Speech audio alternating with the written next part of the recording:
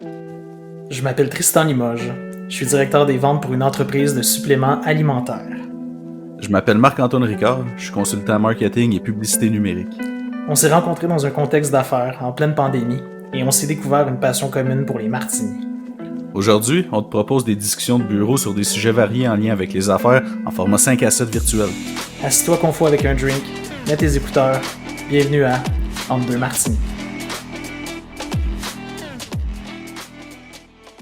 Salut tout le monde, bienvenue au 83e épisode de Entre deux martinis avec Marc-Antoine et Tristan.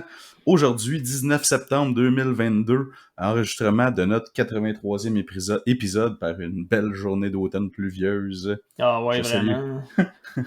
Oh, Tristan, comment ça va? Ça va toi? Ah, ça va. Ah, c'est morose, gris et en tout cas c'est ça là. Je pourrais tout utiliser des superlatifs pour expliquer comment c'est gris et plate dehors. C'est ça la bonne nouvelle, c'est que la semaine prochaine, moi je vais être à San Diego. C'est vrai. Ah c'est vrai. Ah, t'en vas au soleil, t'en vas sur le bord de la beach. C'est le fun ça. Surtout pour la job, mais quand même, je vais essayer d'en profiter un petit peu. Ah c'est un beau coin. Pour y être déjà allé San Diego, tu regretteras pas ça. J'y compte, j'espère qu'ils ont des martinis là-bas. Ah, écoute, ils ont tout. Ils ont tout. Il y a tout ce que tu as besoin là-bas à San Diego. Parfait. Non, c'est... ouais, j'ai bien hâte. Puis, c'était quand notre dernier épisode? Pas la semaine passée. En fait, ceux qui nous suivent, peut-être que vous avez remarqué notre nouvelle formule. Maintenant, les épisodes se font un petit peu plus rares parce qu'on s'est dit que après 83 épisodes, on avait fait le tour de pas mal de sujets. Donc, maintenant, on va se concentrer à faire des épisodes quand on a des invités. Donc, oui! Peut-être deviner qu'aujourd'hui, on a un invité. On va le présenter un petit peu tantôt, mais c'est ça. Fait que ça va être un bel épisode avec un invité. Ouais. On va peut-être revenir des fois aussi faire des petits podcasts plus courts, juste Tristan et moi, quand on va avoir une inspiration ou qu'on va avoir reçu des messages, là, si vous voulez nous écrire. D'ailleurs, je vais tout de suite le dire, notre adresse courriel, si jamais vous voulez nous écrire, poser des questions, participer ou nous suggérer des sujets, faites le faire au entredeuxmartinis@gmail.com, entredeuxmartinis, tout en lettres. Puis pour ceux qui nous suivent, sur vos plateformes préférées, là, c'est soit sur YouTube, Spotify, Apple Podcasts et SoundCloud. On a notre page Facebook Entre deux martinis, Twitter @2martinis, ainsi que Instagram Entre deux martinis également. Donc facile à trouver. Cool. Tristan, as-tu un petit quelque chose à nous parler aujourd'hui? Un martini, tu veux dire? Martini. Non, j'ai pas rien, pas de gin, pas de martini, mais là, l'autre fois, j'étais allé à SAQ, puis là, il y a comme beaucoup trop de nouveaux gins qui ont atterri encore une fois sur les tablettes, là. Fait que je suis dû pour une ronde de réapprovisionnement. Tu veux dire que c'était vide ou... Non, il y a des nouveaux gins, là. Il y a des nouvelles marques, des nouvelles sortes de gins. Fait que non, pas encore, mais je promets d'en avoir un essayé. Qui sont entrés sur les tablettes. Oui, qui sont entrés sur le marché, là. Mais moi, il y a rien. La SAQ, c'est le désert. Je sais pas ce qui se passe. Pour vrai? Mais moi, je trouve que, en tout cas, moi, à SAQ, j'étais allé, il y avait des nouveaux gins, puis j'ai bien hâte de les essayer. Fait que, j'en ai vu un nouveau, en fait, que j'étais allé acheter pour la fête à un de mes amis, là, hier. C'est un gin canadien, là, il s'appelle Spirit of York. Je le connais pas. La bouteille est vraiment belle. Elle ressemble un petit peu à la bouteille du botaniste, là, tu sais, avec le verre travaillé un peu. Oui. Puis c'est ça, fait que je le sais pas s'il est bon, mais j'ai regardé des reviews, puis Monique semblait dire qu'il faisait des bons dry martini. Si Monique le dit, généralement, c'est à cause que... Ça doit être quelque chose. C'est ça. Sinon, j'en ai une nouveauté, moi. Oh, ok, vas-y. Ouais. C'est pas un gin à martini, mais c'est un gin que j'ai essayé il y a quelques semaines, en fait, en allant dans un chalet avec des amis. C'est un Tanqueray. Peut-être que tu l'as vu, ils ont sorti une sorte plus fruitée, si tu veux, là. Ça s'appelle Flore de Sevilla. Okay. Et puis, c'est un gin Tanqueray, mais avec des arômes d'orange amère de Séville. Ok, non, j'ai pas essayé ça. J'étais peu sûr au début, je me suis dit, ça va-tu être sucré ou ça va-tu goûter le pamplemousse? Je déteste le pamplemousse. Fait que, non, finalement, très agréablement surpris. Faire des drinks plus sucrés, mettons, là, ça fait très bien la job. C'est pas trop sucré, c'est juste un petit goût, un petit peu d'orange, très discret, mais très bon. Ok. Ouais. Sinon, là, je suis revenu sur le Tundra, mais en fin de semaine, j'étais allé au casino. Oh, tabarnouche, ok. Ouais. Puis, ouais, c'était la fête, justement, c'était la fête à ce même ami pour qui j'ai acheté la bouteille de gin. Puis, je dois dire qu'ils font des bons martinis. Ouais, ils sont habitués au casino. Je me demandais ce que tu allais dire comme appréciation, mais oui, ils savent comment faire ça. Non, mais pour vrai, il était, tu sais, puis c'était bien classique avec du Bombay, mais tu sais, comme, tu peux pas te sentir plus James Bond que de commander un martini au casino. Surtout si tu prends la peine de dire mélanger, pas shaker. Là, écoute, c'est encore Ouais, ou l'inverse, je sais pas trop. je l'ai pris. Ah, je te dis, commander un gin, en tout cas, j'étais vraiment le sentiment du devoir accompli. Ça, puis le travail humanitaire, je te dirais, même combat. Wow! Je me demandais c'était quand que ça allait arriver. Je suis jamais déçu. Excellente C'était là. transition.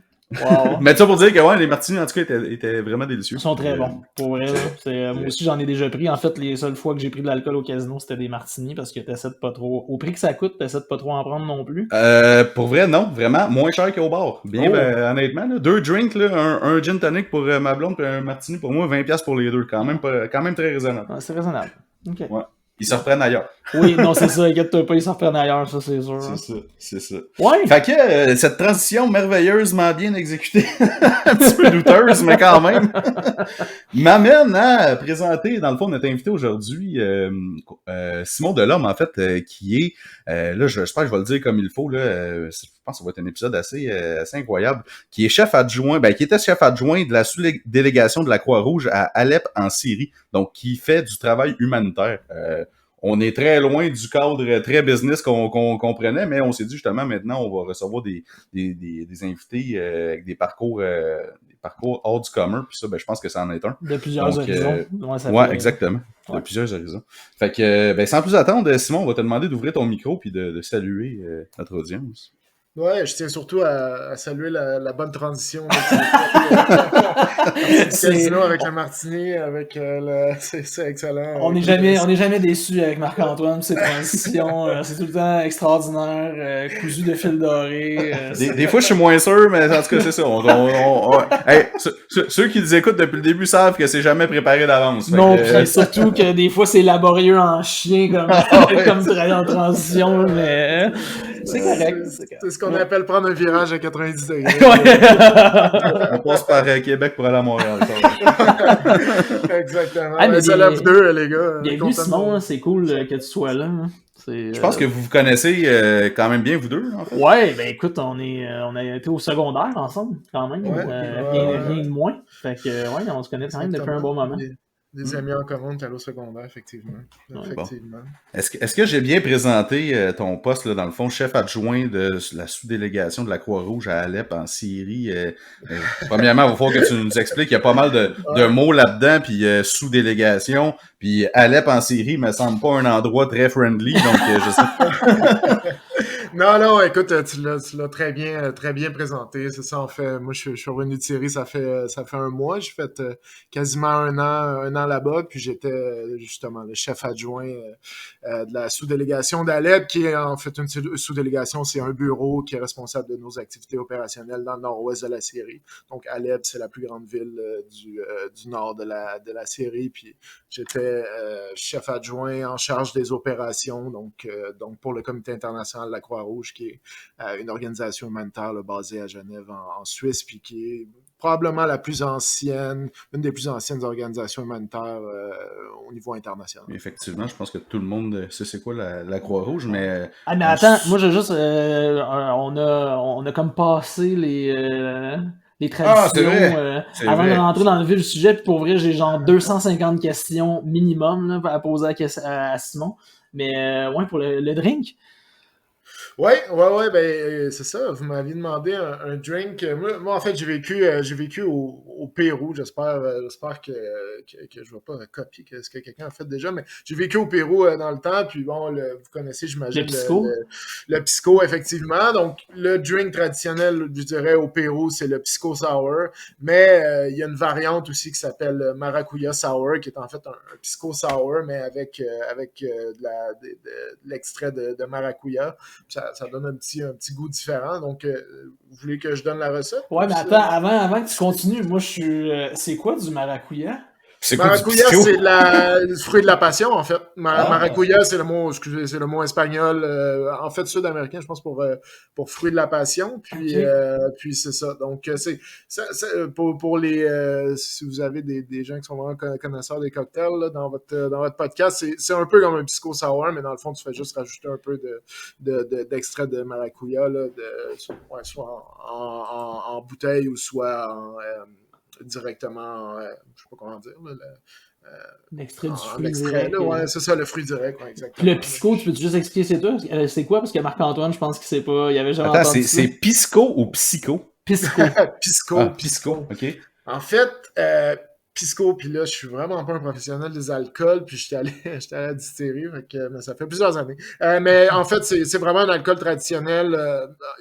Les Chiliens vont vous dire que c'est au Chili que ça a été créé, les Péruviens vont vous dire que c'est au Pérou. C'est un peu un combat entre les deux pays. Comme Un peu comme la poutine Ouais, ici. c'est exactement ce que j'allais dire, la poutine entre Victo et Drummondville. Là. Ouais, c'est ça, exactement. Ouais, un peu dans ce genre-là.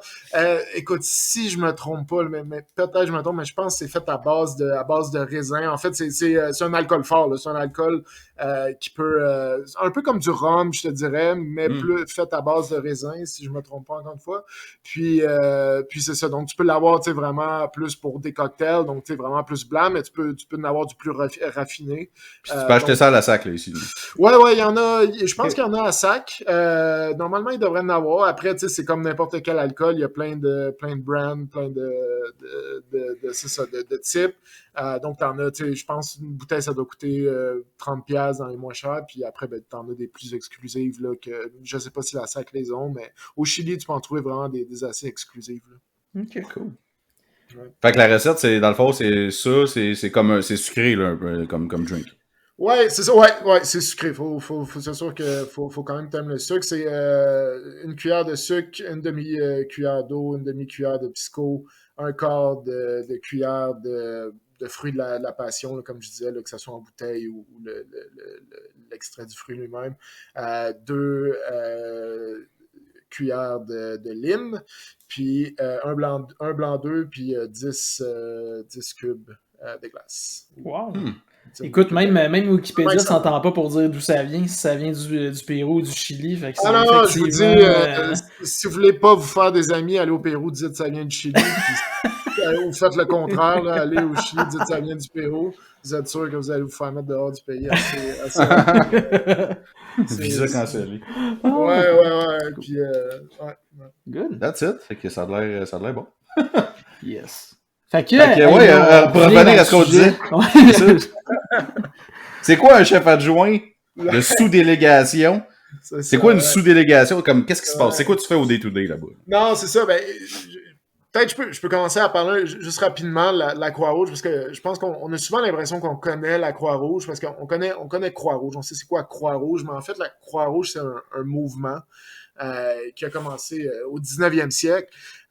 Puis la première organisation, ça a été le Comité international de la Croix-Rouge, comme je dis, qui est basé à Genève, mais après, je n'irai pas dans tous les détails parce que c'est un peu drame, mais tous les pays du monde ont leur propre Croix-Rouge, puis dans les pays musulmans, c'est le Croissant-Rouge. Donc, ici au Canada, on connaît beaucoup la Croix-Rouge canadienne, mais ça, c'est différent en fait du Comité international de la Croix-Rouge. Puis il existe par exemple aux États-Unis la Croix-Rouge américaine, puis en Syrie, c'est le Croissant-Rouge syrien, parce que c'est un pays plus musulman. Donc c'est ça. Puis le Comité international de la Croix-Rouge, qui est la première organisation, aujourd'hui, c'est une des 5 plus grosses agences humanitaires au monde en termes de budget puis de capacité. Donc, travaille dans environ 90 pays. Ça emploie environ 20 000 personnes. Puis, dans chacun des pays dans lesquels il travaille, ben, il y a le bureau principal qui est basé dans la capitale. Ça s'appelle la délégation parce que c'est une organisation suisse, une organisation qui fait beaucoup de diplomatie humanitaire. Donc c'est ça. Ça a comme le terme un peu formel de délégation. Puis les bureaux opérationnels qui peuvent être soit dans la capitale aussi ou à l'extérieur dans des régions qui sont plus touchées par les conflits armés, c'est-à-dire des régions du pays, comme dans le coin d'Alep, ben, c'est des sous-délégations. Donc, en fait, c'est des bureaux opérationnels dans lesquels sont basés les gens qui mènent des activités dans ces régions-là. Donc, en gros, si je le résume en 2 minutes, là, c'est ça. Mais écoute, on va remonter un peu, on va rembobiner la cassette. Là. Qu'est-ce qui t'a amené là? C'est quoi ton parcours qui t'a amené à faire du travail humanitaire? T'as-tu toujours été à la Croix-Rouge? T'as-tu toujours... Ouais. Non, j'ai pas toujours été à Croix-Rouge. C'est quand même assez dur de rentrer avec la Croix-Rouge à Genève parce que c'est tout le monde dans le monde qui peuvent appliquer, je dirais, qui pour une position de délégué, là, une position qui est d'entrée, là, je pense que c'est environ 5% des 10 000 applications qu'ils prennent à chaque année qui réussissent à passer. Donc c'est assez dur. Moi, en fait, comment j'ai commencé là-dedans, ben, j'étais plus jeune dans l'armée, donc dans la réserve pendant mes études, puis ils payaient pour... en fait, c'était mon travail étudiant. Après, ben, j'ai tout le temps étudié aussi en sciences politiques, en relations internationales. Donc, moi, je m'intéressais beaucoup à tout ce qui était la diplomatie, les conflits armés, les enjeux mondiaux.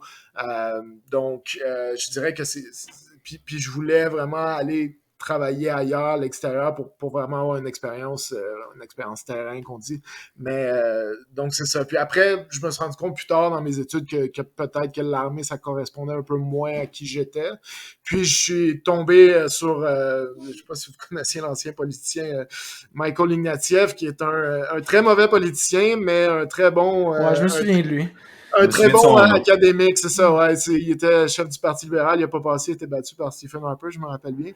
Mais lui, il est très, très reconnu dans le domaine académique. À un moment donné, j'avais lu un texte de lui pendant que je faisais ma maîtrise en relations internationales, puis il parlait justement du travail des délégués du Comité international de la Croix-Rouge, parce que en tant qu'intermédiaire neutre, ils vont dans des pays en guerre, puis en fait, ils sont capables d'avoir accès à toutes les parties, à tous les endroits, peu importe c'est qui contrôle cet endroit-là, puis si on parle de groupes armés. Hein. Donc c'est ça. Donc moi, j'étais comme, oh wow, ok. Puis j'avais eu un stage au bureau de la coordination des affaires humanitaires à Genève. Ça, c'est l'ONU, en fait. C'est une agence de l'ONU. Puis c'était juste en face du Comité international de la Croix-Rouge, puis là, ça a commencé un peu comme ça que je me suis dit, ça, c'est ce que je veux faire. Après, j'ai rencontré des délégués, je suis allé, j'ai pris des cafés juste pour savoir un peu qu'est-ce qu'ils faisaient, le travail et tout. Puis ça m'a mené à ça là, plusieurs années plus tard. Ouais. OK. Puis t'as commencé, fait que là, t'as été avec la Croix-Rouge, mais avant ça, t'as commencé comment? Tes premières expériences de travail humanitaire, ça s'est passé comment? C'est ça. Moi, j'ai fait 1 an au Pérou avec l'organisation SUCO, qui est une organisation québécoise basée sur Beaubien, super bien, avec une... eux, ils ont des partenariats avec certaines organisations locales, puis il y avait un partenariat avec une organisation péruvienne sur des projets agro-environnementaux, puis je suis allé là comme chargé de projet développement organisationnel. J'étais allé les supporter eux. Puis en même temps, j'appliquais pour d'autres organisations. Puis j'ai commencé, après, avec cette expérience-là, ça m'a permis d'aller chercher un autre travail avec Acted, une organisation française qui travaille aussi dans des zones de conflit armé. Puis je suis parti en Irak avec eux. Donc j'ai fait 1 an en Irak pendant l'État islamique. Donc, c'était en septembre 2014. L'État islamique venait de prendre Mossoul en juillet. Puis moi, je suis arrivé là pour faire la gestion de camps de déplacés puis camps de réfugiés. Puis c'est ça. Donc, j'ai commencé avec Acted. Puis là, Acted, ça m'a comme vraiment formaliser un peu toute mon expérience, puis par la suite, j'ai été capable de rentrer à la Croix-Rouge des années plus tard. Ouais. Mais là, dans le fond, c'est tout le temps dans des places où est-ce que c'est dangereux, là, comme tel. Ouais, parce qu'il y en a aussi, j'imagine, de l'aide humanitaire, genre, mettons... non, mais le Pérou... Il y a eu un tremblement de terre à quelque part, là, comme en Haïti ou quelque chose de même, pour aller aider le monde à reconstruire. Mais là... c'est dans des zones, des conflits armés. Fait que c'est quoi, dans le fond? C'est des camps de réfugiés que vous occupiez? C'est quoi? C'est ça. En fait, si on revient juste au mot humanitaire, je pense que le mot humanitaire est un peu galvaudé, est un peu utilisé à n'importe quelle sauce. Pour moi, je suis plus restrictif dans le sens que c'est quoi l'aide humanitaire? Ben, c'est aider dans des zones, dans des pays où il y a eu des désastres causés par l'homme ou la nature. Bon, les désastres naturels, on s'entend, des typhons, des tornades, des tremblements de terre comme on a vu en Haïti, par exemple. Puis des désastres humains. Le désastre humain le plus grand, c'est possiblement la guerre qu'on connaît tous. Il y en a eu d'autres aussi. Si on prend, par exemple, au Liban, l'explosion des silos dans le port. Si on prend, par exemple, la centrale de Tchernobyl en 1986, exactement, en Ukraine. Donc, ça, c'est des désastres humains. Donc qui crée effectivement des conséquences là, pour en ce moment, en Ukraine aussi, j'imagine qu'il y a des délégations là-bas. C'est ça, c'est définitivement ça. Donc, tu sais, pour moi, ça part de là, de l'aide humanitaire. Okay. C'est pas bénévole, là, ça. C'est-tu bénévole? Non, dans l'aide humanitaire, t'as de tout. T'as de tout. T'as des gens qui vont là, bénévoles. Moi c'est une carrière, j'étais payé. Okay. Puis ça s'est extrêmement professionnalisé dans les 20-30 dernières années. On est loin du gars ou de la fille qui a des grands idéaux, qui part là, qui a aucune compétence, puis qui décide, on dit souvent sauver le monde.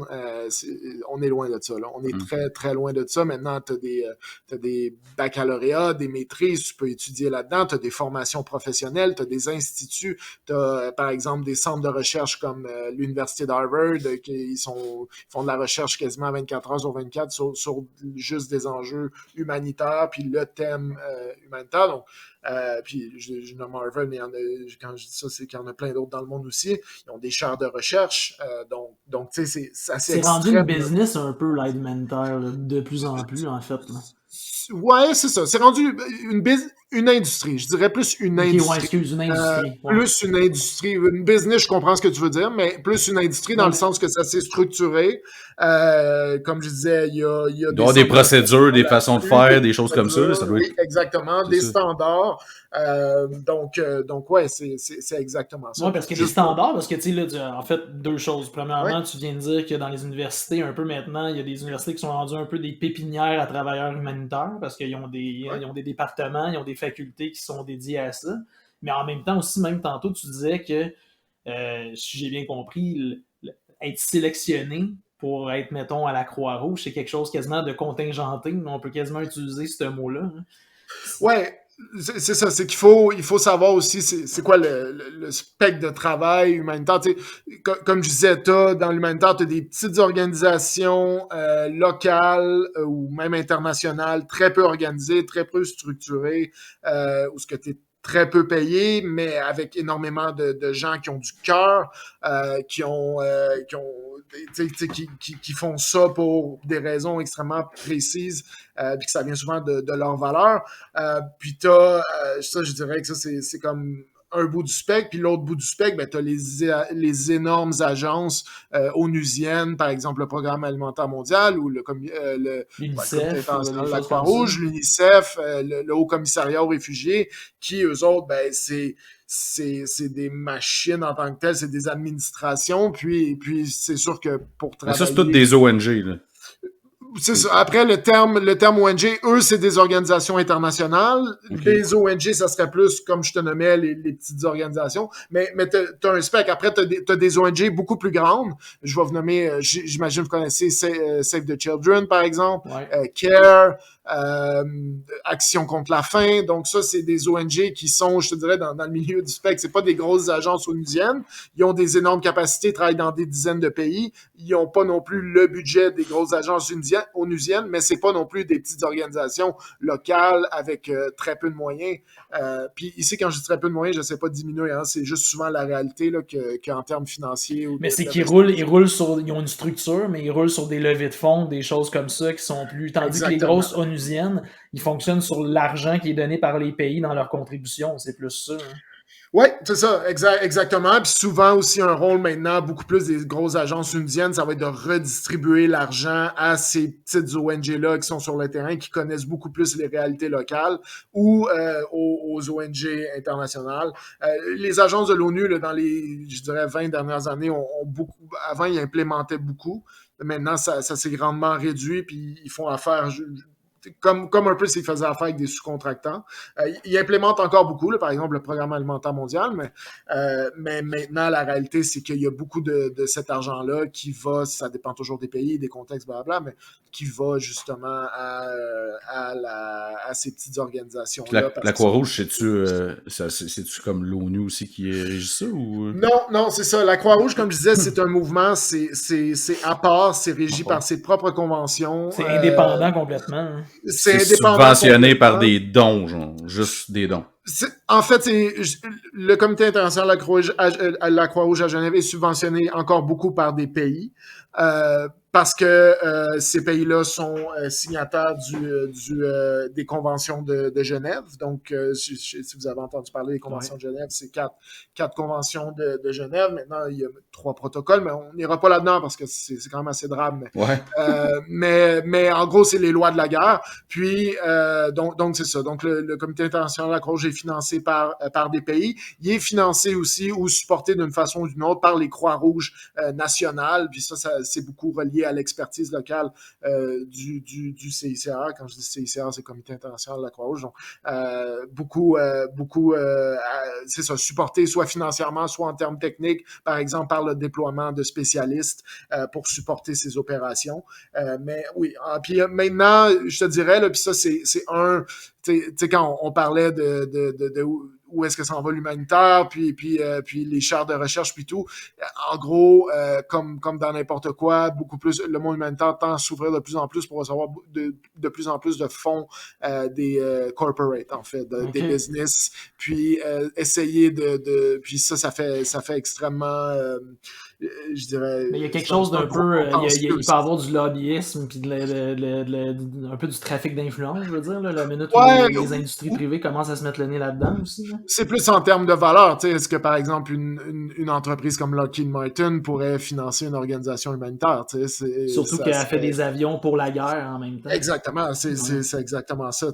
Donc, c'est sûr que nous, nous, parce que moi, je travaille encore pour le CCR, mais on regarde vraiment, l'organisation regarde vraiment qui est-ce qui peut supporter en termes de business ces activités pour être sûr que ces business-là soient... il y a des pratiques de sustainability, qu'ils disent en anglais. Développement durable. Ouais, c'est ça, des pratiques sociales aussi, puis qu'ils ne soient pas, je dirais, contre ce que la Croix-Rouge promeut en les supportant. Ça serait... Ouais. Moi, j'ai une question par rapport à, tu sais, comme, parce que c'est des grosses organisations et tout. Est-ce que, puis sans vouloir être indiscret, est-ce que c'est quelque chose qui est assez payant, comme faire de l'aide humanitaire, dans ce type d'organisation-là? Tu veux dire par exemple, pour l'ONU? Ben non, mettons toi, qu'est-ce que tu as fait, c'était, sans rentrer dans les chiffres, dans le concret, dans le précis, c'est un travail, un emploi qui est payant? Je dirais que c'est un emploi qui est bien rémunéré. Après aussi, faut comprendre un peu le contexte. Par exemple, moi, quand je vivais au Sud-Soudan, j'avais un couvre-feu à 8h30. Je sais pas c'est quand la dernière fois vous avez eu un couvre-feu à 8h30, mais moi... je te dirais que les 2 dernières années.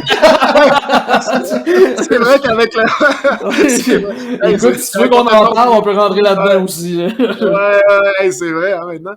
Mais non, c'est ça. Moi, j'étais allé là avant la COVID, donc c'est sûr que maintenant, ça tient un peu moins. Mais... Fait que vous comprenez un peu comment... Mais c'était pas la même chose, là, tous, parce que tu risquais de recevoir une bombe sur la tête, là, nous autres. Ouais, c'est ça, c'est exactement. On risquait de se faire tousser dans la face, nous autres. Ouais. Non, c'est ça, c'est exactement. Fait que c'est ça, c'est un peu... Mais y a-tu une prime de risque? Tu sais, plus tu vas d'une place risquée, mettons, t'as-tu un bonus ou quelque chose? Ouais, ça dépend toujours des organisations, okay. mais oui, nous, par exemple, c'est sûr que on a des bureaux qui sont régionaux, par exemple, au Panama, on va dire. Puis c'est sûr que au Panama, il n'y a pas une prime de risque aussi importante, ou je pense qu'il n'y en a même pas, comparativement à si tu es à Alep en Afghanistan ou à Alep en Syrie. Ben, quand tu es allé voir les talibans là, ou l'État islamique, là, je veux dire, est-ce qu'ils attaquent les camps ou est-ce qu'il y a de la Croix-Rouge? Non, ça fait partie de la Convention de Genève, si je me trompe. Ouais, mais eux autres, ils s'en sacrent un peu de la Convention de Genève, non? C'est ça. En fait, moi quand j'étais en Irak, il y a eu 2 attentats à Erbil. Là. Donc, tu sais, pour en remettre un peu en contexte, nous, on était basé à Erbil. C'était environ, je dirais, 80 km la ligne de front, peut-être, sûrement moins, en fait, 50 km de la ligne de front. Puis il y avait des attentats, il y a eu des attentats à Erbil, pas dans les camps directement, pas quand moi j'étais là, après c'est dur à dire parce que ça s'est passé sur plusieurs années. Pas quand moi j'étais là, mais c'est ça, ça a été des attentats dans la ville, mais il y a des attentats dans les camps. Puis c'est un des enjeux, hein, maintenant, c'est que il y a eu un peu une fragmentation de toutes de beaucoup de groupes armés, sont beaucoup moins structurés ou sont structurés différemment. C'est ça, exactement. Puis surtout un groupe comme l'État islamique est un groupe révolutionnaire. Hein. L'État islamique, il voulait pas juste prendre le contrôle d'un pays, il voulait changer le système au complet. Hein, Ouais. quand ils étaient loin d'être protocolaires dans leur façon de se battre. Là, on va Non, exactement. Eux autres de te pitcher une grenade dans ton petit camp. C'est ça. Fait que, tu sais, avec eux, c'est sûr que il y aurait pu, je sais pas, j'imagine qu'ils l'ont peut-être fait, j'étais pas là, mais c'est ça aurait pu se passer, puis ça s'est passé à Erbil. Mais si t'es proche de la frontière, où est-ce qu'il y a de l'affrontement, de la ligne de front, puis tout ça, ça veut dire que toi, en tant que gars qui fait de l'aide humanitaire, il y a du monde qui arrive un peu tout pété dans ton camp, là. Ouais, après ben, tu sais, les gens qui sont dans le camp, c'est souvent des déplacés, des civils. T'as dû en voir des affaires dégueu quand même. Là. Ouais, c'est ça. Mais après, nous, ce qu'on voit beaucoup, c'est plus en termes je te dirais, en termes de maladies, de pauvreté, de difficultés. Tu sais, comme par exemple, je te donne un exemple. Nous, on voyait, par exemple, des gens qui avaient perdu, on va dire, des jambes ou certains membres. Puis tu sais, il n'y avait pas le soutien qu'on a ici. Puis déjà, ici, c'est souvent difficile. Fait que, tu sais, imagine que tu as perdu une jambe puis tu vis dans un camp de réfugiés. Un camp de réfugiés, c'est pas c'est pas une ville moderne. C'est assez difficile tout ce qui est déplacement, tout ce qui est donc c'est très difficile. Je dirais aussi il y a beaucoup de trucs culturels. Par exemple, on avait dans un de nos camps, ça c'était en Irak, mais il y a eu un viol. Puis en fait, la personne, l'homme qui a violé, en fait, la fille était mineure. Mais dans certaines cultures, il faut que tu maries la personne qui t'a violé parce que sinon ça serait comme trop mal vu de pas c'est ça, c'est comme un crime où c'est impur. C'est ça exactement. Donc fallait que la fille se marie avec son agresseur, avec son agresseur. Mais c'était pas une personne de la Croix-Rouge, dans un camp, 2 personnes de ce pays-là dans le fond qui. Non, c'est ça. Juste moi quand j'étais en Irak, j'étais pas encore avec la Croix-Rouge, j'étais avec ACTED, qui est l'organisation française. Donc nous on coordonnait les activités de camp parce que dans un camp il y a beaucoup d'organisations qui travaillent ensemble. C'est ça j'allais dire tantôt, puisque je t'arrête 2 secondes, dans un même conflit, dans une même zone où est-ce que tu peux te retrouver, il n'y a pas juste la Croix-Rouge qui est là, il y a plein d'organismes qui se retrouvent à la même place en même temps, qui travaillent en collaboration. Exactement, exactement. Puis souvent, ces organismes-là vont avoir des mandats différents, des buts différents. Maintenant, elle n'existe plus, mais tantôt, je parlais de handicap. Handicap International, qui était une organisation quand même assez connue. Maintenant, elle a fusionné avec une autre organisation. Ben, cette organisation-là avait un focus particulier sur les personnes handicapées, mais il y a d'autres organisations qui s'occupent de plein de choses. Il y en a qui s'occupent, par exemple, de tout ce qu'on appelle eau et infrastructure, ou eau et hygiène, donc installer les toilettes, installer tout le système d'eau. Il y en a qui travaillent en santé, à gérer les cliniques. Il y en a qui travaillent auprès des femmes, précisément, auprès des enfants, en éducation. Donc c'est ça. Tu as des dizaines, souvent, d'organisations. Puis, il y a une espèce de coordination qui est nécessaire au niveau de ces organisations-là parce que on peut se penser qu'ils se parlent ou que c'est souvent tout est logique, tout est bien cadré, mais non, c'est un peu, je veux pas, ça reste un peu le chaos dans un contexte difficile, dans un pays difficile où il y a la guerre avec des organisations qui débarquent de partout.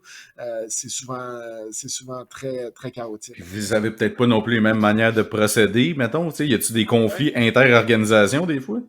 Oui, ben 100%, Ouais, c'est 100%. ça. Puis tu sais, ça l'attrait aussi à la structure. Un peu, tu sais, on parlait de l'industrie humanitaire, mais tu sais, il y a tout un enjeu de visibilité, hein, souvent dans les organisations humanitaires. C'est-à-dire, toi, tu as ton organisation, vous avez des activités en Irak, ben vous voulez que ces activités-là soient vues pour obtenir du financement, hein.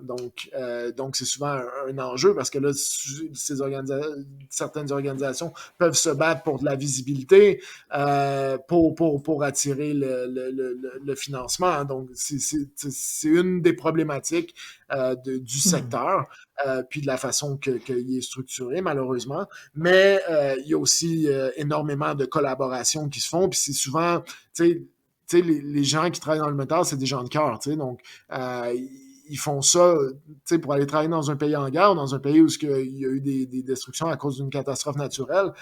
Faut que tu veuilles, tu sais, faut que tu aies un peu une vocation, ou c'est ça. Donc, c'est souvent beaucoup de gens qui se retrouvent de mission en mission. Tu sais, moi, j'ai fait Colombie, Sud-Soudan, Irak, puis tu sais, j'ai revu des amis, des collègues dans toutes ces missions-là. Fait que c'est souvent le même monde. Donc, ça augmente un peu la collaboration parce que tu travailles souvent avec des gens que tu connais, que tu as déjà vus, ou donc c'est ça. Il y a énormément de collaboration, mais c'est pas pour dire que c'est juste la collaboration. Ok. Hey, moi, c'est quoi la place, selon toi, la plus dangereuse où tu t'es retrouvé dans le monde? Euh, mais ça Ou peut, t'as-tu... ça peut être. Attends, j'ai une sous-question, ok? C'est quoi la Ouais. place la plus dangereuse et c'est où la place où t'as eu le plus peur, mettons? Mais ça c'est intéressant, tu sais, parce que tu peux penser qu'une place plus dangereuse, ça va être, par exemple, je sais pas, l'Afghanistan ou la Syrie, Ou tu sais, l'Irak? ou l'Irak ou le Sud-Soudan. Mais souvent, ce qui va se passer, c'est que dans des contextes comme ça, les mesures de sécurité adoptées par les organisations vont être en conséquence. Je te donne un exemple très facile. La première affaire que tu fais en rentrant en Syrie avec la Croix-Rouge, c'est que tu remplis un papier que si tu es kidnappé, ils ont des façons de t'identifier au téléphone. Tu comprends? Ce genre Ok. de mesures-là mis en place. Ou ça peut être juste de la sécurité physique dans le sens que tu es dans euh, t'es dans un édifice où, bien sûr, il y a des murs, il y a des portes qui sont triples avec 3 verrous, ou des portes en acier plus dur. C'est pas nécessairement, je parle pas nécessairement de sécurité en termes de garde armée, mais juste ces petites mesures de sécurité-là qui se prennent. Une mesure de sécurité, comme je disais tantôt, c'est le couvre-feu à 8h30 au Sud-Soudan, parce que si tu es dans la rue, après ça, ben, les risques augmentent grandement. Puis, bon, c'est ça. Ok. Mais bref, juste pour répondre à ta question, moi, personnellement, un lieu où on s'attendrait peut-être moins, mais c'est au Venezuela, parce que nous, au Venezuela, en fait, on travaillait dans des quartiers, nous autres, ils appellent ça des barrios. C'est des quartiers populaires qui sont souvent contrôlés par des groupes armés, donc par des bandes armées, qui sont souvent très bien armées, là. AK-47, grenades, Et c'est bon, ok, ouais. même qui ont des lance-roquettes, là. C'est des Euh, cartels, comme, dans le fond? C'est la drogue, Ouais, tout, ouais. des cartels, mais cartels, c'est comme, ouais, c'est ça, ouais, Mais c'est des un groupes peu armés criminels aussi, là, un peu. Là, c'est ça. Après, ça Pas va des tout. terroristes au Venezuela, là, mettons. Ben, il y en a aussi. Je sais pas. Ouais, ben, comment je peux dire? Tu sais, au Venezuela, il y a un phénomène qui s'appelle la violence urbaine. On le voit un peu à Montréal, hein? On lit récemment Ouais, ce qui se passe à effectivement. Oui, Montréal. ces temps-ci, on le voit un C'est petit peu ça. plus, effectivement. Mais tu sais, juste pour te donner un ordre d'idée, à Montréal, t'es entre 50, 60 meurtres par année, là, tu sais, Ouais. dans des grosses années, là, je dirais dans les 10 dernières années, là. Peut-être dans les années 80, c'est différent, mais bref. Euh, à, à, euh, à Caracas, puis on va le mettre au niveau du pays, ça va être peut-être un peu plus simple, mais au Canada, t'es entre 300 puis 600 meurtres par année, là. Dans le pays au complet. Dans le pays au complet. Au Venezuela, puis je parle du Venezuela, c'est intéressant parce que la population est à peu près pareille. Au Venezuela, on parle de 26 000. Fait que, tu 26 sais, 000 meurtres par année? par année, à peu près. Puis ils ont de la Ouais. misère à les compter parce que, bien sûr, c'est pas tous les cadavres qui atterrissent à la morgue, là, tu sais, on s'entend. Hi. Puis, je dis, ça dépend. Là, je pense qu'un peu avec la COVID, ça a un peu descendu autour de 20 000. Il y avait un Ça- Ils couvre-feu. sont ça contents de tenait- la COVID, hein, contrairement à nous autres. Mais ça se tenait entre 20 puis 30 000. Puis Caracas, c'était une des villes ou selon certains palmarès, la plus dangereuse, la métropole la plus dangereuse au monde. Caracas, c'est peut-être un peu moins de 2000 meurtres par année, 1500, 2000 Quand meurtres même. par année. À Montréal, t'es à 50. C'est 20 fois plus qu'ici, là, dans ton 50-60 que tu disais tantôt. Là. C'est ça, tu sais, fait que c'est juste pour donner des ordres de grandeur, parce que ça vient avec un phénomène qu'on trouve à d'autres places en Amérique latine, en Colombie, au Brésil aussi, c'est la violence urbaine. Donc, on prend souvent des cartels un peu, OK, tu sais, j'entendais tantôt le mot cartel, on a l'impression un peu mexicain, cartel de drogue et tout. C'est sûr qu'il y a de ça, mais c'est des jeunes organisés en bande, je te dirais, qui ont entre 15 et 40 ans, puis qui contrôlent des secteurs entiers Mais de drogue, sûrement, ils se tirent pas pour rien. beaucoup de choses. La drogue, après, t'as l'extorsion. Ouais. Ouais, OK, ça j'appellerais ça de l'extorsion. L'extorsion de magasins. Donc, ils vont charger... Une dîme au magasin pour être protégé. En Colombie, ça s'appelait les vacunas. Vacuna, c'est vaccin. Fait que c'est comme ils te prélèvent un... Vous comprenez un peu l'image. Donc c'est ça. Eux autres, ils vont... Puis la police est corrompue en plus là-bas, dans ces pays-là. Ouais, mais après aussi, la police est extrêmement basée sur la répression. Donc, la police, ils ont créé des escouades armées jusqu'aux dents, là, qui ont l'air des militaires, pour rentrer dans ces quartiers-là, puis ça génère des énormes fusillades. Des affrontements qui mettent encore plus le monde en danger aussi. Ouais, ils ont pas peur de tirer sur la police là-bas. Non, les autres parlent pas de désarmer la police là-bas.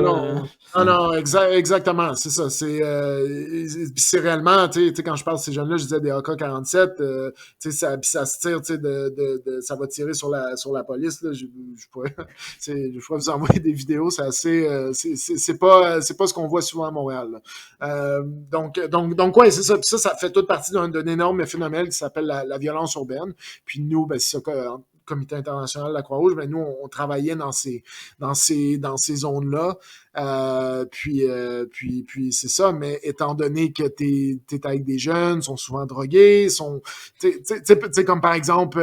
mais tu faisais quoi dans ces zones-là, mettons? Parce que là-bas, tu sais, c'est pas tu protèges les familles, tu t'essayes de les éduquer pour pas qu'ils fassent ça, c'est quoi vous faites exactement? Non, nous autres, on avait différents types de projets. Un des projets qu'on avait, par exemple, c'est qu'on supportait des cantines. Le Venezuela, en fait, ça vient avec un contexte particulier. Là, il y a eu une énorme crise économique. Le pays perdu, je pense, c'est quelque chose comme 40 ou 60% de son GDP, là, son PIB. À cause surtout à cause du pétrole qui a droppé, ça c'était avant la COVID. Puis il y avait des grosses manifestations, on pensait que le gouvernement allait être oui, je me souviens de ça, ouais, c'est vrai. Ouais, c'était énorme. Puis le coût de la vie avait ultra augmenté, en tout cas c'était la folie là-bas. C'était la plus haute inflation au monde. Leur monnaie avait genre, je sais pas trop quoi, là, mais il y avait des coûts qui augmentaient genre de 3000% là-bas, des affaires comme ça. Là. Exactement. En fait, à chaque jour, la monnaie perdait de sa valeur. Les gens étaient plus capables d'aller retirer de l'argent. La monnaie valait plus rien. C'était Nicolas Maduro, dans ce temps-là, qui était le... Ouais, ben, je pense que c'est encore lui qui est au pouvoir. Mais c'est ça, c'était en 2019, là, il y avait une espèce de mouvement d'opposition qu'on pensait que peut-être le gouvernement allait tomber. Mais bref, tout ça pour dire que nous, on était là avant, mais ça l'a fait un peu qu'on a j'ai le terme anglais, scale up nos opérations. Puis en fait, c'est ça. Nous, on supportait des cantines. Donc, il y a beaucoup d'organisations qui ont commencé à avoir des cantines parce qu'il y a beaucoup d'enfants, par exemple, qui le seul repas qu'ils mangeaient par jour, c'était à ces cantines-là. C'était comme des cantines publiques. Okay. Puis une espèce de pop-up roulante, genre, dans le fond. Exactement, ouais, c'est ça. Mais qui roule pas, là, c'est statique. Puis c'est ça. Donc, puis nous, on les supportait surtout avec du matériel de cuisine parce que c'était souvent des organisations qui a décidé de faire ça, mais qui commençaient avec, tu sais, un peu comme si vous étiez chez vous à la maison, vous décidiez de cuisiner pour 100 personnes. Ça vous prend une cuisine un peu plus commerciale. Ouais. Donc nous, on donnait ces outils-là. Après, on avait aussi un projet de violence urbaine où est-ce que... je sais pas si vous vous rappelez, mais quand vous étiez jeune à l'école, il y avait des exercices de feu. dans les écoles. Je sais pas si vous l'avez fait. Moi, je l'ai fait, mais c'était un peu la même chose. Ils font ça des compagnies aussi. Ouais, ils font ça partout. Ouais, c'est ça, exactement, c'est ça. Donc, ouais. Puis, en fait, c'est la même chose. Mais au niveau des tirs, en fait, des fusillades en gang, parce que ce qui se passe, c'est que souvent les écoles sont dans ces quartiers-là directement, puis quand ça commence à tirer, ben, là, les parents arrivent à l'école, les enfants s'en vont partout, les professeurs, c'est ça, ils perdent un peu le contrôle. Donc, c'est un peu comme un plan, on travaillait avec eux sur un plan d'urgence quand il y a une fusillade comme ça qui arrive, puis après, ça venait avec de la formation. On supportait aussi des hôpitaux, des cliniques qui recevaient des blessés, donc les hôpitaux étant en décrépitude aussi. Donc, beaucoup la partie urgence de l'hôpital. Là. Donc, si, par exemple, tu te fais tirer dessus puis tu pars en ambulance, ben, où est-ce que tu vas atterrir dans l'hôpital? Les lits puis tout. On avait aussi des projets d'eau et d'infrastructure. Les stations de pompage étaient en totale décrépitude, donc on investissait aussi beaucoup là-dedans parce que ces stations de pompage-là, en fait, Caracas, c'est des collines. Puis souvent, l'eau n'était pas capable d'être acheminée là, jusqu'au sommet des collines. Donc, on réhabilitait aussi ces stations de pompage-là. Donc, ça, c'est. Puis on visitait aussi des prisonniers. C'est pas des prisonniers de guerre, là, inquiétez-vous pas, mais des prisonniers. En fait, le Comité international, la Croix-Rouge, a un mandat de visiter des prisonniers de guerre dans les pays où il y a de la guerre, mais on fait aussi également ce mandat-là dans certains autres pays. Pour être sûr qu'ils sont bien traités. Exactement, pour être sûr qu'ils sont bien traités. Les conventions sont respectées. Puis... Exactement, puis s'ils ont besoin d'assistance médicale, on fait affaire avec des médecins. Si, c'est ça, on va regarder s'ils ne sont pas en situation de malnutrition. Donc, on visitait aussi des centres de détention. Là. Donc, je dirais que... J'ai une question, moi, bien vite, parce que là, tu as parlé du Venezuela, de l'affaire de l'inflation et tout. Puis là, ben ici, mettons, je sais qu'on est vraiment pas la même affaire, mais penses-tu que, parce que tu en as vu dans plusieurs pays, penses-tu que c'est le genre d'affaire qui pourrait arriver ici, mettons, des genres de révolutions comme ça, de violence urbaine, de genre monde... Parce que tu le vois avec les élections, il y a du monde en colère au Québec par rapport à... En gros, à cause de la pandémie, comment que ça... La gestion, il y en a qui sont d'accord, il y en a qui sont pas d'accord, peu importe. Mais penses-tu que c'est le genre d'affaire qui pourrait arriver ici éventuellement? De ce que tu as vu, mettons, partout dans le monde. Est-ce que les conditions pourraient être réunies, dans le fond, pour que ça arrive? C'est ça que tu veux savoir? Hein? Ouais, exact. OK. Ouais, moi, personnellement, dans la vie, je dis jamais, mais il faut savoir, en fait, que, par exemple, si on prend la situation au Venezuela, ça découle pas juste de l'inflation. C'est en fait une dynamique socio-économique, politique qui dure... c'est difficile à définir d'où est-ce que ça a commencé, mais au moins depuis la Seconde Guerre mondiale, tu sais, comme par exemple, eux, qu'est-ce qu'ils ont eu beaucoup en Amérique latine, c'est une espèce, bon, comme au Québec, un mouvement des zones rurales vers les villes pour le travail, non? Puis si on parle au Québec, ça s'est passé beaucoup au 19e siècle, au début du 20e siècle. Au Venezuela, ça s'est passé, je dirais, dans la deuxième moitié du 20e siècle, mais il n'y avait pas de régulation, il n'y avait pas de loi où l'État n'avait pas la capacité de contenir ou disons, d'aménager ces mouvements de population-là comme il fait. Puis c'est ça un peu qui a créé les barrios. Parce que si vous voyez un barrio, en fait, ou les zones populaires que je parle, c'est pas du développement urbain planifié. Du développement urbain planifié, c'est ce que, regardez en avant de chez vous, c'est il y a des architectes, il y a des urbanistes qui sont assis. C'est bien structuré, bien organisé. Et la canalisation va être là. Pas pour dire que tout est parfait ici, c'est vraiment pas ce que j'essaie de dire, mais là, c'est carrément des dizaines de milliers de personnes qui sont venues s'établir sur des terres. Souvent, c'était même pas leur terre, mais ils sont construits là. Puis tout s'est fait à partir de là. Tout s'est développé à partir de là. Puis souvent, ils ont fait leur propre système d'eau, leur propre système de collecte de déchets. Puis là, par la suite, la ville a comme annexé ces zones-là. Puis ils ont essayé de leur donner des services. Mais le problème, ça n'a pas été planifié dès le départ. Donc, puis étant donné que ces zones-là attiraient beaucoup des gens pauvres, ils ont commencé à se construire les uns par-dessus les autres. Puis ça l'a comme créé en fait des zones de pauvreté extrême. qui encore aujourd'hui sont très mal desservis en termes de services dans des États qui sont souvent très faibles.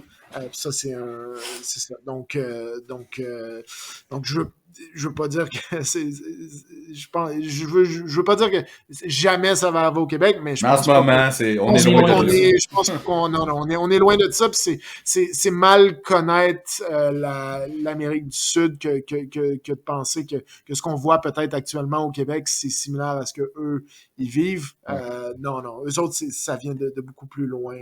Okay. Puis hey, moi j'aimerais juste savoir, en fait, d'après toi, c'est quoi la qualité la plus importante d'une personne qui veut faire ce que tu as fait? Puis c'est quoi, en revanche, ou à l'opposé, c'est un trait de personnalité que si quelqu'un là, c'est clairement pas le travail humanitaire qui est fait pour lui, ou tu sais, il y a quelque chose qui est pas là pour. Tu sais, ça fit pas, il n'y a pas de match. Écoute, définitivement, une qualité, c'est la résolution. Il y en a au moins 3-4 auxquels je pense, mais une, ça serait la résolution de problèmes. Si tu veux faire ce métier-là, il faut que tu sois prêt à résoudre des problèmes, puis des problèmes qui vont arriver en vague, puis qui c'est ça. Puis pas des petits problèmes. Pas des petits problèmes, c'est ça j'allais dire. Pas, oh non, mon stylo fonctionne. Il n'y a plus de pain, il n'y a plus de beurre. Il n'y a plus de papier de toilette, maudit. Non, c'est ça, exactement. Puis souvent, des problèmes aussi qui vont être reliés, pas juste, le travail, mais il y a aussi tout un enjeu culturel aussi. Tu sais, vivre dans un autre pays, dans une autre culture, puis ici, je parle pas d'une autre culture, genre la France ou les États-Unis, qui, bon, ça reste quand même des cultures occidentales, là. Vivre en Irak, ou vivre au Népal, c'est des cultures totalement différentes de ce qu'on connaît. Les codes sont différents. Les gens vivent pas nécessairement comme nous on vit. Donc tu sais, t'as beaucoup de ça aussi, des enjeux associés. C'est que ça se superpose, tout se superpose. Donc, en plus des enjeux de travail, ben c'est ça, il va y avoir des enjeux culturels. Après, il va y avoir des enjeux reliés au fait que c'est un pays en conflit armé. Donc, ça amène son lot de difficultés, je dirais. Après, donc il y a tout ça. Puis après, en termes de, écoute, je pense que si t'es pas quelqu'un qui est un peu à la, si tu veux de la stabilité, je dirais, si pour toi... C'est comme ça la routine. Ça, c'est drôle encore, parce que tu vois, moi, par exemple, une des affaires qui rapidement fait que j'ai vu que mon évolution entre les missions, c'est ma capacité à arriver puis à m'établir une nouvelle routine, parce que c'est pas parce que t'es là-bas que je fais pas d'entraînement physique, que je lis pas des livres, que j'apprends pas, tu sais, par exemple, j'apprenais une langue, ou que je vais pas au restaurant. Une routine personnelle, mais une routine dans ton travail. C'est ça, exactement. Maintenant, c'est ça. Quand tu parles de routine plus dans le travail, là, ça, c'est difficile. Puis c'est aussi, en termes de stabilité, tu sais, ce que je veux dire aussi par là, c'est moi, j'ai fait 1 an en Irak, après on m'a déployé au Népal, après j'étais allé en Colombie, après j'étais allé au Sud-Soudan, entre-temps, je revenais à Montréal, après j'étais allé au Venezuela. C'est combien de temps une mission, normalement, mettons? Ça va dépendre des organisations. Je dirais qu'avec Mais en fait, c'est quoi ta plus longue mission? C'est quoi ta plus longue mission que tu as faite? C'est quoi ta plus courte mission que tu as faite? La plus longue mission que j'ai faite, c'est 1 an et demi. Au Venezuela. Mais après, souvent aussi, il va y avoir ce qu'on appelle des R&R.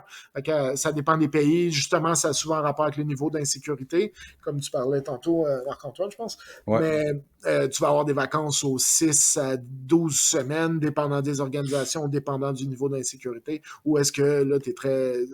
Ça dépend encore du pays, mais où est-ce que tu es encouragé à sortir du pays? Ou est-ce qu'il faut... Tourner chez vous au pays? Exactement. Faut-tu que tu sois suivi par un psy? Y a-tu de l'aide? C'est sûr qu'il y a de l'aide pour ça. Je dirais que c'est quelque chose qui s'est beaucoup développé dans les 10 dernières années. Je pense, tu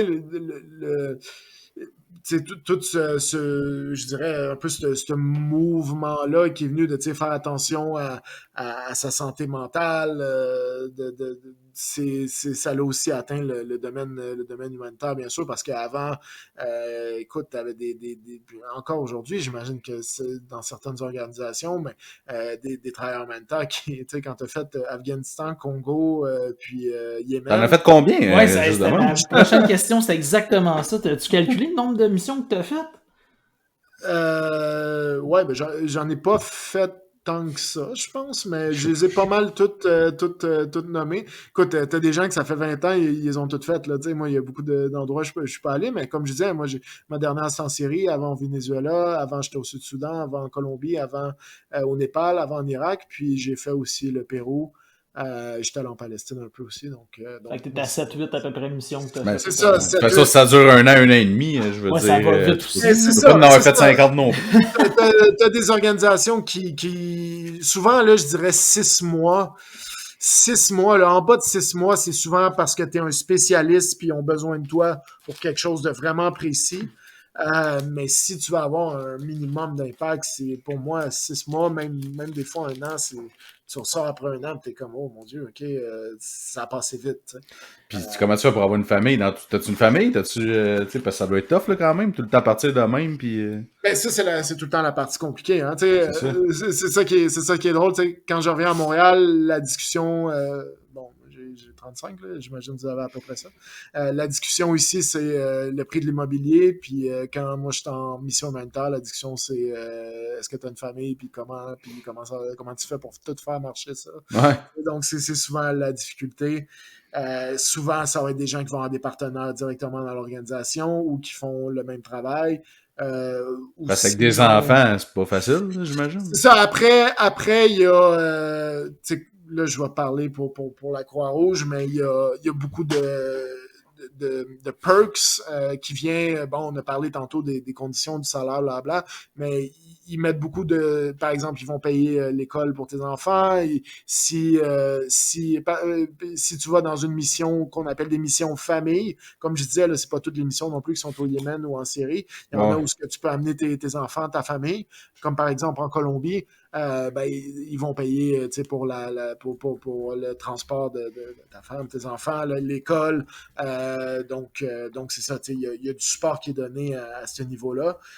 Mais c'est sûr que quand tu t'en vas dans un pays, quand tu es en Afghanistan, à Lashkarghat, dans la province d'Helmand, t'as même pas ta famille, là. pas ta famille, là, non, c'est ça.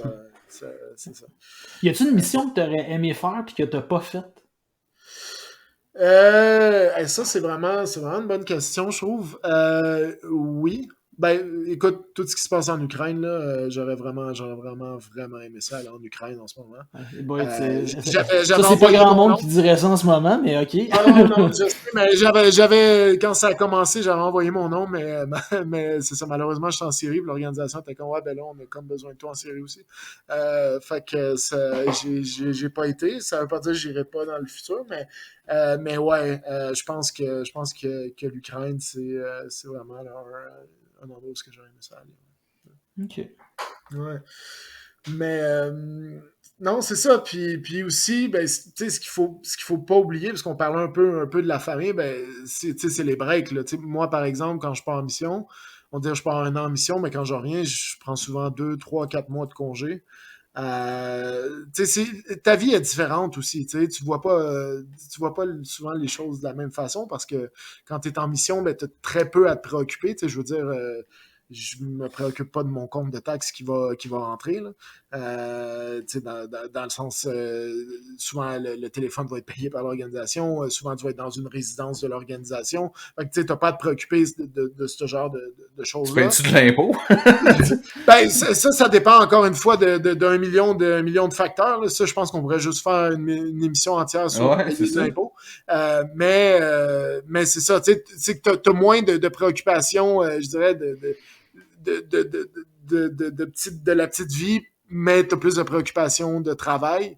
Tu as énormément de préoccupations de travail, puis tu as plus de temps aussi pour te concentrer sur ton travail. Donc c'est ça, c'est un peu le trade-off. Puis après, ben, tu sors aussi beaucoup du pays. Beaucoup. Comme je disais, 6 à 12 semaines, mais ça te permet de prendre des vacances, d'aller ailleurs. Quand tu sors du pays, ben, tu as l'impression que tu te déconnectes là, souvent.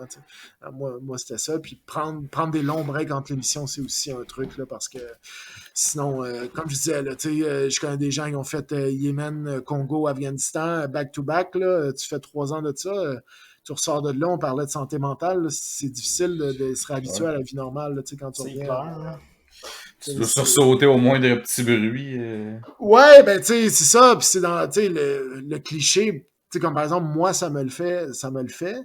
Mais on le voit souvent dans des films de gars de l'armée qui reviennent de la guerre, blablabla, mais aller dans un supermarché puis voir tous les produits, puis voir tout je sais pas, juste le supermarché en tant que tel, même moi, souvent j'ai de la misère, j'aime pas ça aller dans les supermarchés, là, il y a comme trop de trucs, trop de choix, c'est trop pas de divertissement, là, mais il y De a diversité puis d'offres de ouais, c'est produits. ça, d'offres de produits, puis c'est comme vraiment compliqué, il y a trop de monde, il y a trop d'attentes, il y a trop de... Ah ouais, c'est vraiment... Moi, ça me fait cet effet-là, puis encore plus quand Le monde qui se plaigne de leur petit bobo, là, genre, quand tu reviens, tu dois être comme, même, si tu savais. Ouais, c'est Ouais, ça. non, ouais, c'est clair, mais en même temps, tu peux pas tout le temps relativiser à l'extrême. Tu sais, nous, Non. on est ici au Québec, on a nos enjeux, nos Dirais-tu qu'on est bien au Québec?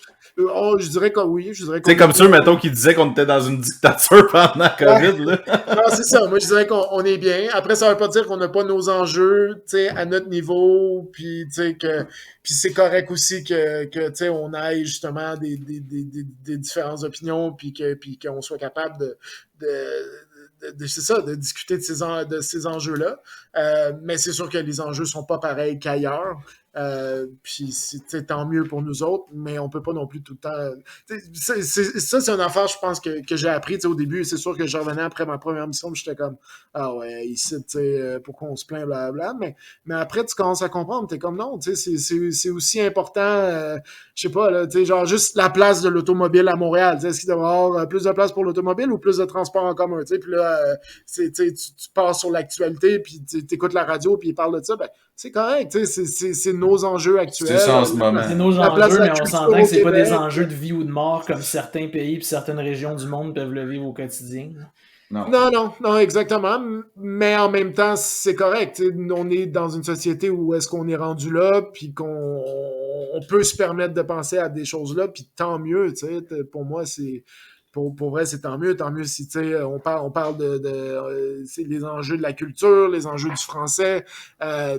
Pour moi, c'est tant mieux si on est rendu à se soucier de ces affaires-là, puis pas juste est-ce qu'on va manger demain matin ou est-ce qu'on a un job qui est assuré avec un salaire assuré puis un fonds de pension assuré, parce que c'est ça.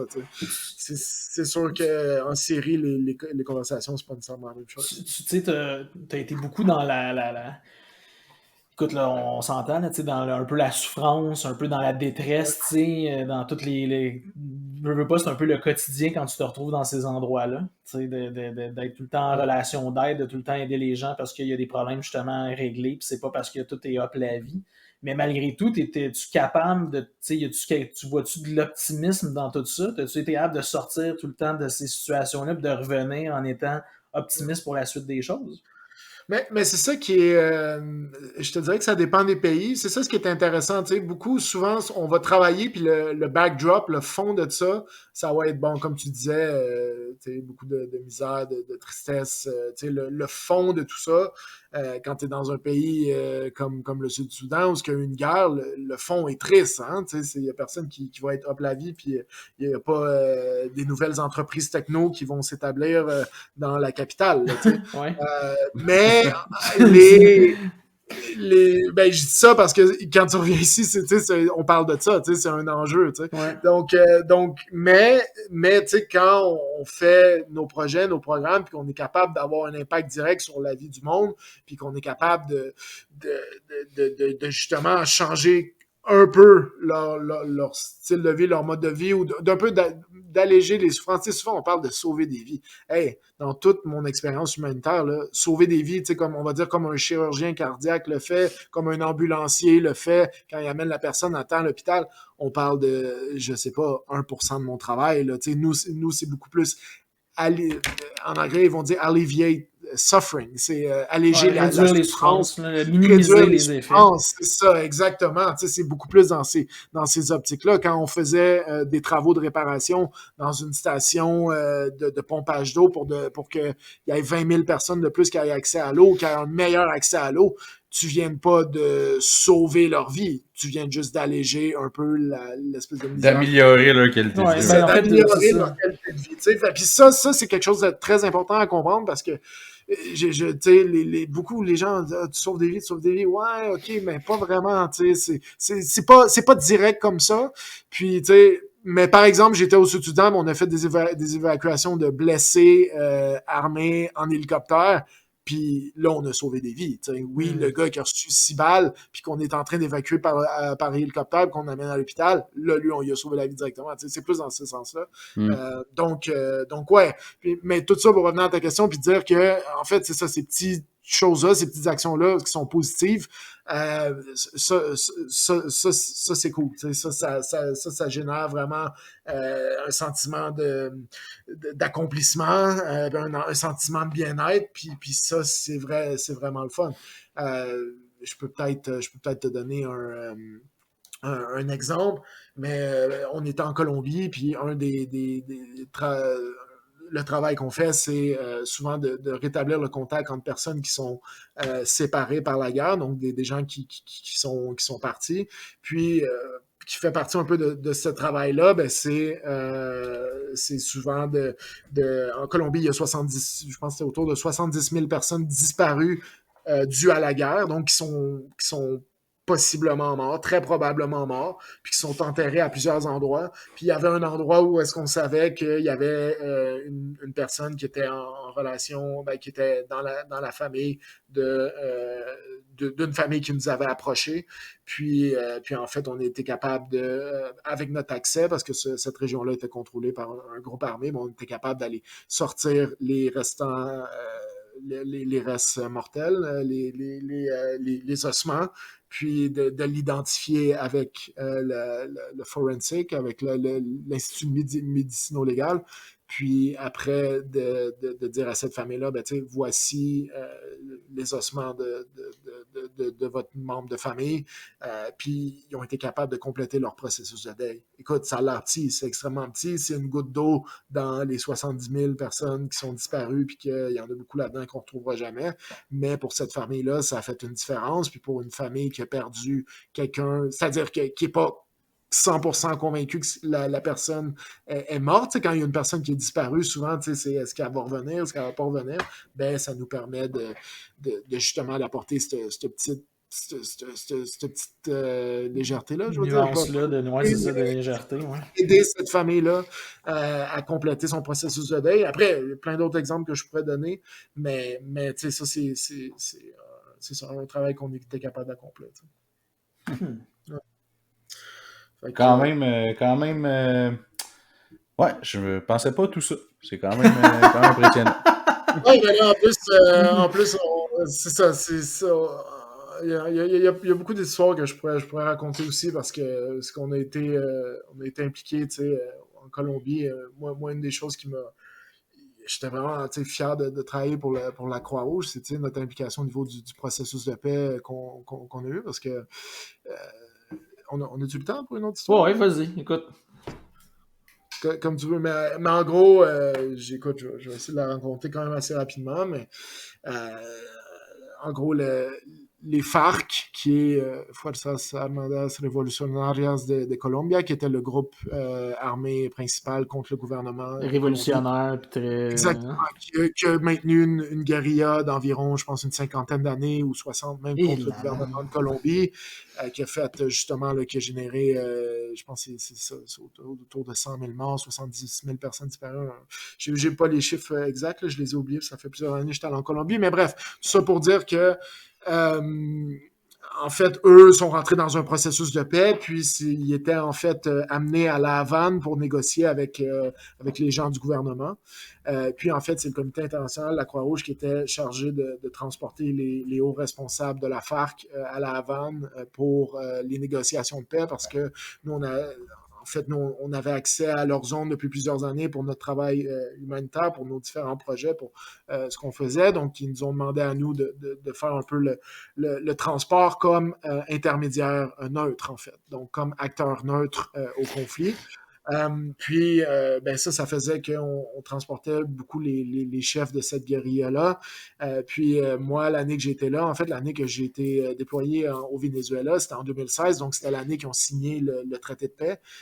Puis, ça l'a fait que j'ai été impliqué dans beaucoup d'opérations pour transporter ces chefs-là qui étaient dans des zones reculées de la Colombie, dans des zones montagneuses, à différents endroits, à d'autres endroits en Colombie, souvent parce qu'ils partaient pour la Havane ou que, par exemple, il y a eu ils ont fait le tour du pays pour faire des ateliers de réconciliation. Ils ont été à une conférence dans le sud-est du pays où ils ont comme eu leur dernière conférence pour valider un peu le traité de paix. Donc c'est ça. Puis on a été impliqués, en fait, avec dans le transport. Fait qu'il fallait tout organiser la logistique parce que il y avait aussi des unités paramilitaires, donc des groupes d'extrême droite qui, en fait, eux autres étaient contre, c'est un peu la politique de la Colombie, mais contre la guérilla, puis qui voulaient les tuer. Il y avait beaucoup de gens en Colombie qui étaient contre ce processus de paix-là, puis qui voulaient trouver un moyen d'y mettre fin. Donc c'est ça. Puis ça l'a fait qu'on a rencontré les chefs de la FARC. Puis qu'on a participé, en fait, à ces opérations-là, puis qui ont culminé, qui aujourd'hui, le traité de paix n'est pas parfait, les accords de paix n'ont pas été parfaits, ils ont été beaucoup critiqués. Ça a créé d'autres problèmes qu'on pourrait parler dans une émission entière, mais c'est ça. Donc on était. J'ai une question par rapport à ça, parce que souvent, je vais faire un parallèle peut-être très boiteux, là, je l'assume. Mais souvent ici, tu sais, mettons les motards les groupes de motards criminalisés, tout ça, on dit souvent là, qu'un motard pourrait être à côté de toi, puis tu t'en rendrais même pas compte, parce que souvent il y en a qui sont habillés en cravate, tout ça, tu sais, les chefs de mafia aussi, tout ça. Mais quand tu es en Colombie avec un chef d'un groupe comme les FARC, tout ça, est-ce que tu shakes dans tes bobettes? Parce qu'ils ont de l'air de tout sauf des gens gentils, puis ça a l'air d'être des personnes complètement, je sais pas, tu sais, méchantes, violentes. C'est-tu intimidant? Ouais, comment je peux dire? Tu sais, ça reste des humains, là, dans le sens. Ouais. Attends.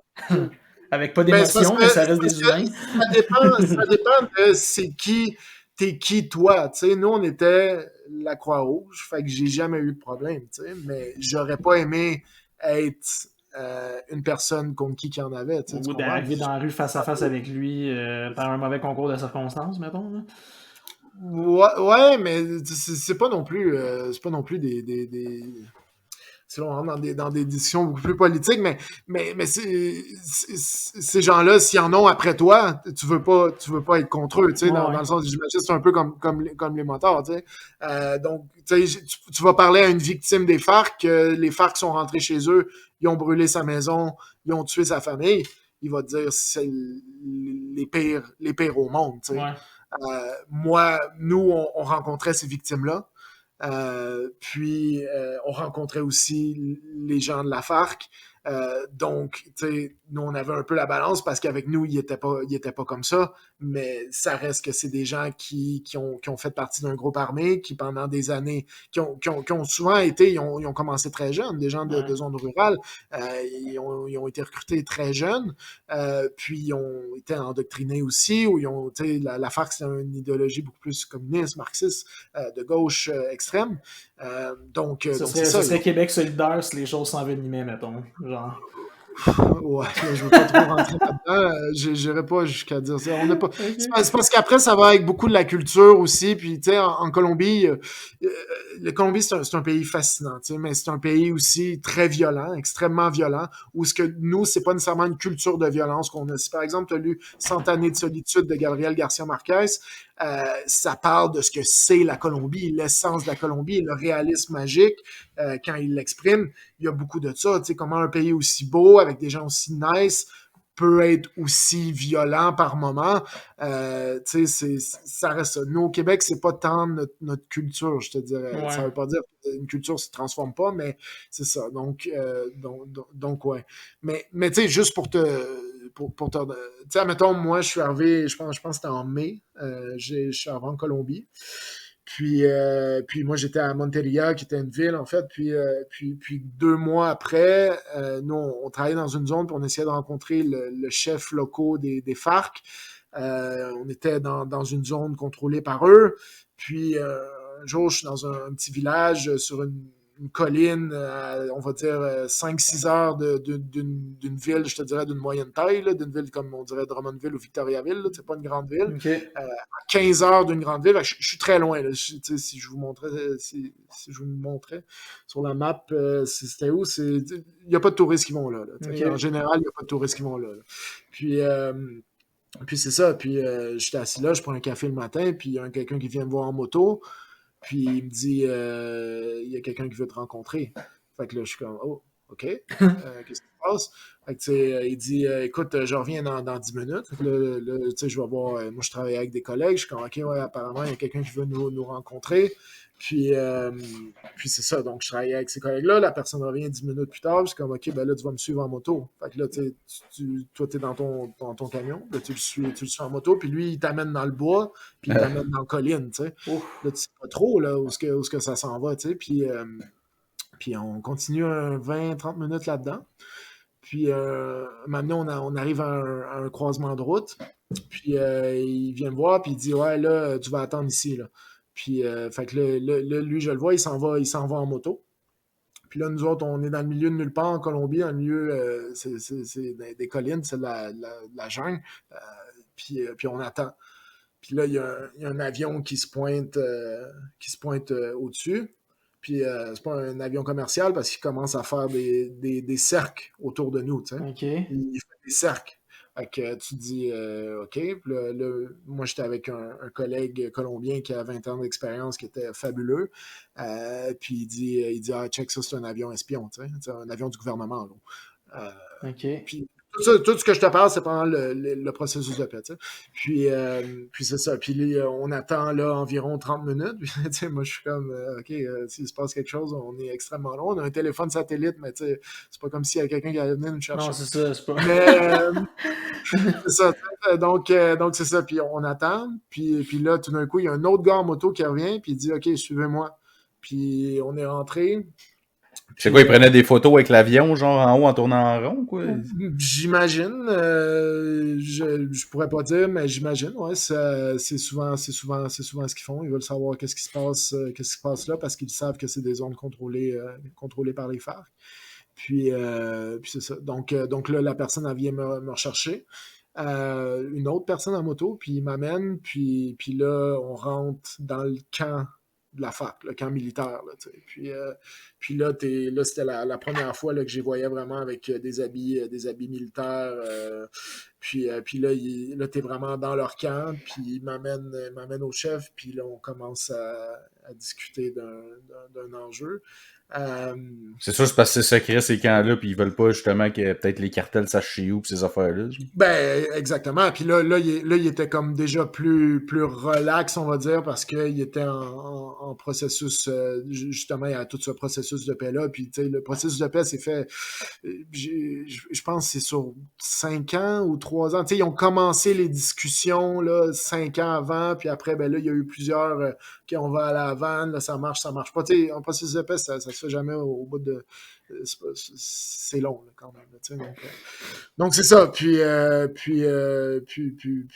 fait qu'il était plus relax, mais c'est ça. Fait que ça a fait que cette journée-là, puis tu sais, moi, j'étudiais en sciences politiques à l'Université de Montréal, j'ai pris le cours sur l'Amérique latine, puis on entendait parler des FARC, là.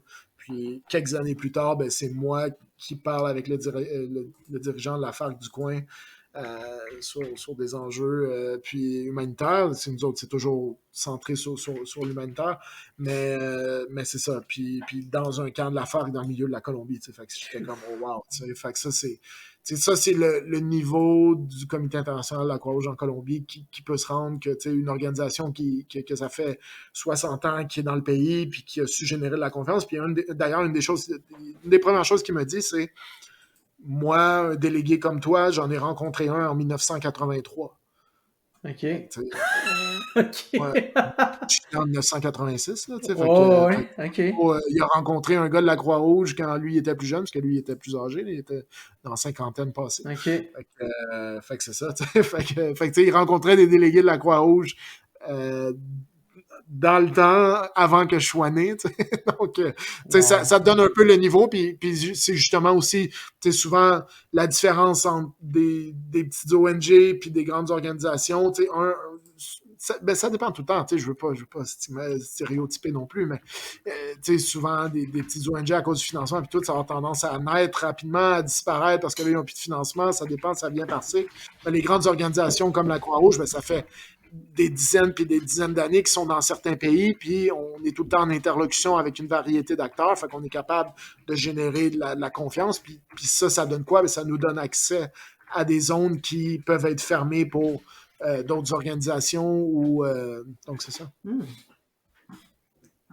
On pourrait faire un film. On pourrait faire une série d'épisodes là-dessus. C'est fou comment c'est riche comme sujet. Hein, mais tu sais, ça nous donne un bel horizon de ce que c'est, de ce que tu as fait. Parce que je pense que il y a beaucoup de monde, justement, tu l'as dit d'entrée de jeu, qui ignore un peu tout ce que ça implique, puis tout ce que c'est, un peu les tenants et aboutissants du travail humanitaire. Là. Pour nous, c'est souvent, quand on était jeune, on regardait, genre, je sais pas, je voyais à la TV des choses sur Vision mondiale, d'aller aider des jeunes dans des pays comme l'Afrique, où, justement, Marc-Antoine parlait de Haïti, les tremblements de terre, à les reconstruire, mais le travail humanitaire, c'est tellement vaste, il y a tellement d'applications de ça, c'est assez incroyable.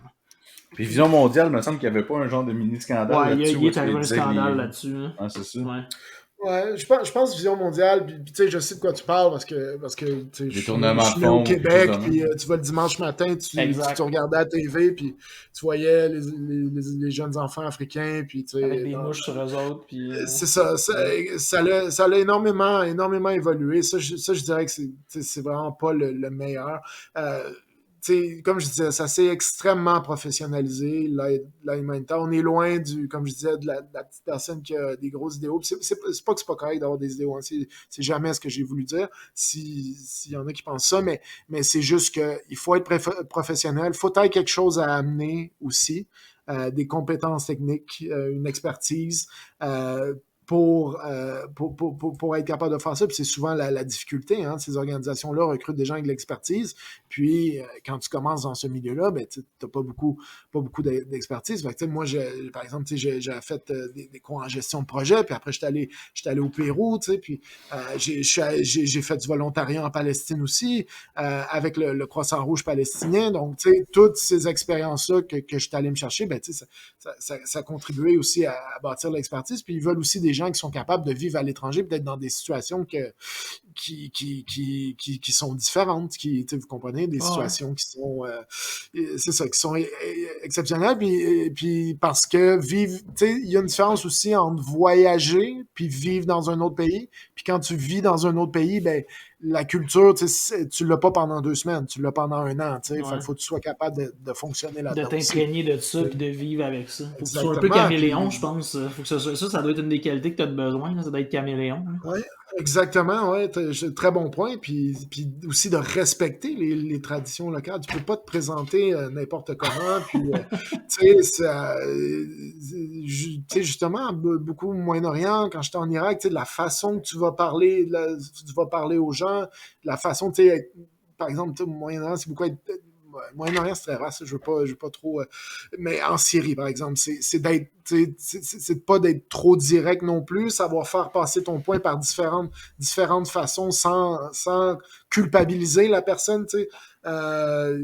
Donc, ça c'est très important, tu sais. Okay. Donc, tu as plein d'enjeux culturels aussi qui sont à prendre en compte.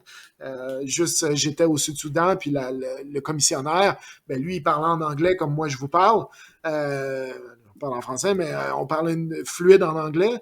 Puis quand c'était le temps du meeting, ben là, lui, il demandait à un interprète de faire la traduction en UR parce qu'il voulait être sûr de comprendre toutes les subtilités de notre conversation, tu sais, donc tu sais, t'as des enjeux culturels comme ça. C'est vraiment... Puis juste la façon aussi que tu donnes la main au Sud-Soudan, c'est pas la même chose. Je peux pas le faire parce qu'on est en audio, mais il y a une façon précise de donner la main. C'est tout... Avec une explosion à la fin.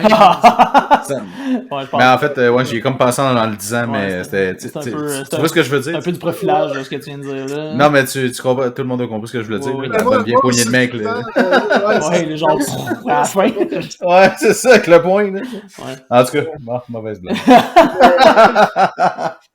Ouais, donc c'est un peu tout ça. J'en ai plein des dizaines d'anecdotes, puis on pourrait faire un podcast juste là-dessus, mais c'est ça. C'est un travail extrêmement intéressant.